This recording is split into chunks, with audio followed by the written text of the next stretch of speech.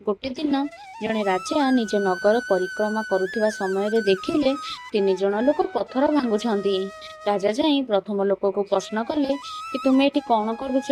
प्रथम लोकटे उत्तर देला, मणिमा मैं पत्थर भांगुछि। राजा फेरी आसिले उत्तर शुणी। राजा जाई द्वितीय लोक को पचारे तुम्हें ये कौन करुच। द्वितीय लोकटे उत्तर देला, मो परिवार रोजगार करुछि मणिमा। मु रोजगार न कले मो पिला छुआ चलिबे किपरि, खाइबे किपरि। राजा ताहा उत्तर शुणी फेरी आसिले। शेष राजा जाई तृतीय लोक को प्रश्न पचारे, कहले तुम्हें कौन करुछ। तृतीय लोकटी हसिकरी कहला, मणिमा मु एक भव्य मंदिर निर्माण करुछि, जोठारे 1000 लोक भगवान दर्शन करिवे। राजा फेरी आसिले।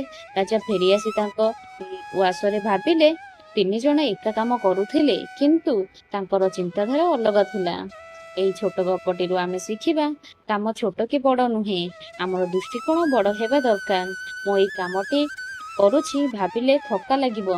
मो एई कामटी कोन पई करुछि, एहा पछरे मोर उद्देश्य कोन, एहा भाबिले प्रेरणा मिलिबो।